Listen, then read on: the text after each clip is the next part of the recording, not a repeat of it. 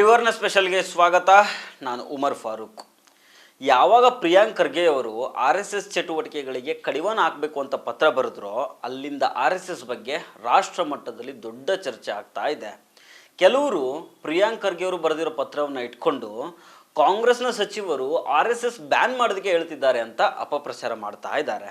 ಆದರೆ ಆ ಪತ್ರದಲ್ಲಿ ಪ್ರಿಯಾಂಕ್ ಖರ್ಗೆ ಅವರು ಸ್ಪಷ್ಟವಾಗಿ ಹೇಳಿದ್ದಾರೆ, ತಮಿಳುನಾಡು ಮಾದರಿಯಲ್ಲಿ ಕರ್ನಾಟಕದಲ್ಲೂ RSSನ ಚಟುವಟಿಕೆಗಳಿಗೆ ಕಡಿವಾಣ ಹಾಕಬೇಕು ಅಂತ CM ಸಿದ್ದರಾಮಯ್ಯನವರಿಗೆ ವಿನಂತಿ ಮಾಡ್ಕೊಂಡಿದ್ದಾರೆ. ಅಂದರೆ RSSನವರು ಬೈಠಕ್, ಪರೇಡು, ಕವಾಯತು ಮಾಡ್ತಾರಲ್ಲ, ಇದನ್ನೆಲ್ಲ ಯಾವುದೇ ರೀತಿಯ ಸರ್ಕಾರಿ ಸಂಸ್ಥೆಗಳಲ್ಲಿ, ಶಾಲಾ ಕಾಲೇಜಿನ ಗ್ರೌಂಡ್ಗಳಲ್ಲಿರ್ಬೋದು, ಮುಜರಾಯಿ ಇಲಾಖೆಗೆ ಸಂಬಂಧಪಟ್ಟ ದೇವಸ್ಥಾನಗಳ ಆವರಣಗಳಲ್ಲಿರ್ಬೋದು, ಒಟ್ಟಾರೆ ಸಾರ್ವಜನಿಕ ಆಸ್ತಿಗೆ ಸಂಬಂಧಪಟ್ಟ ಯಾವ ಜಾಗದಲ್ಲೂ RSSನ ಆ್ಯಕ್ಟಿವಿಟೀಸ್ಗೆ ಕಡಿವಾಣ ಹಾಕಬೇಕು ಅಂತ ಪ್ರಿಯಾಂಕ್ ಖರ್ಗೆ ಅವರು ತಾವು ಬರೆದ ಪತ್ರದಲ್ಲಿ ಹೇಳಿದ್ದಾರೆ. ಇದಕ್ಕೆ CM ಸಿದ್ದರಾಮಯ್ಯ ಕೂಡ ಸ್ಪಂದಿಸಿದ್ದಾರೆ. ಸರ್ಕಾರದ ಮುಖ್ಯ ಕಾರ್ಯದರ್ಶಿಗೆ ತಮಿಳುನಾಡಿನ ನಿಯಮಗಳನ್ನು ಪರಿಶೀಲನೆ ಮಾಡಿ ಇಲ್ಲೂ ಕೂಡ ಆ ಕ್ರಮಗಳನ್ನು ತೆಗೆದುಕೊಳ್ಳಿ ಅಂತ ಸೂಚನೆ ಕೊಟ್ಟಿದ್ದಾರೆ. ಪ್ರಿಯಾಂಕ್ ಖರ್ಗೆ ಬರೆದಿರೋದು ನಿಜ. ಅವರು RSSನವರು ಸರ್ಕಾರಿ ಜಾಗಗಳನ್ನು ಬಳಸ್ಕೋತಾರೆ. ಅದನ್ನು ನೀವು ತಮಿಳುನಾಡಿನಲ್ಲಿ ಸರ್ಕಾರ ಏನು ಮಾಡಿದೆ ಆ ಥರ ಮಾಡಿ ಅಂತ ಬರೆದಿದ್ದಾರೆ. ನಾನು ಚೀಫ್ ಸೆಕ್ರೆಟರಿಗೆ ಪರಿಶೀಲನೆ ಮಾಡಿ ತಮಿಳುನಾಡಿನಲ್ಲಿ ಏನು ಮಾಡಿದ್ದಾರೆ ನೋಡಿ ಅಂತ ಹೇಳಿದ್ದೀನಿ. ಪ್ರಿಯಾಂಕ್ ಖರ್ಗೆ ಅವರು ಮಾಡಿದ್ದು ಇಷ್ಟೇ ಕೆಲಸ. ಏನೋ ಒಂದು ಪತ್ರ ಬರೆದಿದ್ದಾರೆ, ಇಷ್ಟಕ್ಕೇನೆ ಪ್ರಿಯಾಂಕ್ ಖರ್ಗೆ ಅವರಿಗೆ ಬೆದರಿಕೆಗಳು ಬರ್ತಾ ಇದ್ದಾವಂತೆ. ಇಂಟರ್ನ್ಯಾಷನಲ್ ನಂಬರ್ನಿಂದ ಫೋನ್ ಮಾಡಿ ಹೆದರಿಸ್ತಾ ಇದ್ದಾರಂತೆ. ಹಿಂದಿ ಭಾಷೆನಲ್ಲೂ ಬೈತಾ ಇದ್ದಾರೆ. ವಲ್ಗರ್ ವರ್ಡ್ಗಳನ್ನೆಲ್ಲ ಯೂಸ್ ಮಾಡಿ ಅಬ್ಯೂಸ್ ಮಾಡ್ತಾ ಇದ್ದಾರೆ. ಇಲ್ಲಿ ನನ್ನ ಪ್ರಶ್ನೆ ಏನಂದರೆ, ಪ್ರಿಯಾಂಕ್ ಖರ್ಗೆ ಅವ್ರಿಗೆ ಹಿಂಗೆ ಮಾಡ್ತಾರಂದರೆ ಇನ್ನು ಸಾಮಾನ್ಯರ ಪಾಡು ಏನಾಗಿರ್ಬೋದು? ಅಲ್ರಿ, ಅವರು 3 ಬಾರಿ MLA ಆಗಿದ್ದಾರೆ, 3 ಬಾರಿ ಮಿನಿಸ್ಟರ್ ಆಗಿದ್ದಾರೆ, ಮೇಲಾಗಿ ಒಬ್ಬ ಪ್ರಭಾವಿ ರಾಜಕಾರಣಿ. ಅವ್ರಿಗೇನೆ ಹಿಂಗೆ ಫೋನ್ ಮಾಡಿ ಎದುರಿಸ್ತಾರಂದರೆ ಇನ್ನು ಅವರ ಪಕ್ಷದ ಕಾರ್ಯಕರ್ತರ ಗತಿ ಏನಾಗಿರ್ಬೋದು? ನಮ್ಮ ದೇಶದಲ್ಲಿ ಇಂಥವೆಲ್ಲ ನಡೀತಾವಂತಂದರೆ ಜನಸಾಮಾನ್ಯರ ಪಾಡು ಹೇಗಿರ್ಬೋದು? ಪ್ರಿಯಾಂಕ್ ಖರ್ಗೆ ಅವ್ರಿಗೆ ಬಂದಿರೋ ಬೆದರಿಕೆ ಕರೆಗಳ ಬಗ್ಗೆ ಒಂದು ವಿಡಿಯೋ ರಿಲೀಸ್ ಮಾಡಿದ್ದಾರೆ, ನೋಡ್ಕೊಂಬನ್ನಿ ಅದನ್ನು. RSS ಶಾಖೆಗಳಲ್ಲಿ ಯಾವ ರೀತಿ ಪದಗಳನ್ನು ಬಳಸ್ತಾರೆ, ಯಾವ ರೀತಿ ಇದು ಮಾಡ್ತಾರೆ, ಸ್ವಲ್ಪ ತಾವೇ ಗಮನಿಸಿ. ಮತ್ತೆ ಹೇಳ್ದಂಗೆ ಬೆಳಿಗ್ಗೆಯಿಂದ ಸಾಕಷ್ಟು ಕರೆಗಳು ಬರ್ತಾ ಇದೆ, ತಾವೇ ಕೇಳಿ ಹೇಗೆ ಮಾಡ್ತಾರೆ ಅಂತ. हेलो, क्या होता? हाँ?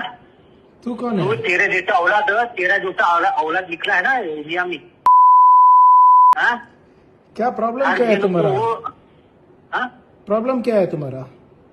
अरे इसके बारे में जो बोलने रखते तेरी औकात है? तेरी औकात है क्या? हाँ? अब मेरे औकात है, मैं RSS का जुड़ा हुआ. मेरे RSS जो है ना 100 साल के. ये प्रियंका तू अभी पैदा हुआ है, 30, 35, 40 साल तेरा उम्र हुआ है. हाँ? तेरे बाप को बोलने को नहीं आता, को वो प्रियंका गांधी बोलता है. हाँ? यही सीख है क्या? ये सब जो गाली, एक मिनट सुनो, ये सब जो गाली बक रहे हो ना, यही आपका सीख है? RSS का सीख यही है क्या? यही सिखाते आपको RSS शाखा में? ಇದರ ಜೊತೆಗೆ BJP ನಾಯಕರು ಕೂಡ ಪ್ರಿಯಾಂಕ್ ಖರ್ಗೆ ಅವರ ವಿರುದ್ಧ ಮುಗಿಬಿದ್ದಿದ್ದಾರೆ. ನಿಮ್ಮ ತಂದೆ ಕೈಯಿಂದನೇ RSS ಮನ್ಸೋದಿಕ್ಕಾಗಲಿಲ್ಲ, ಇನ್ನು ನಿಮ್ಮಿಂದ ಏನಾಗುತ್ತೆ ಅಂತ ಕಿಡಿಕಾರ್ತಾ ಇದ್ದಾರೆ.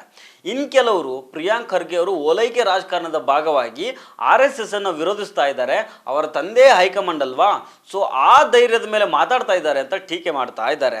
ಆದರೆ ಪ್ರಿಯಾಂಕ್ ಖರ್ಗೆ ಅವ್ರನ್ನ ಬಲ್ಲವರು ಹೇಳೋ ಪ್ರಕಾರ ಪ್ರಿಯಾಂಕ್ ಖರ್ಗೆ ಒಬ್ಬ ಸೈದ್ಧಾಂತಿಕ ರಾಜಕಾರಣಿ.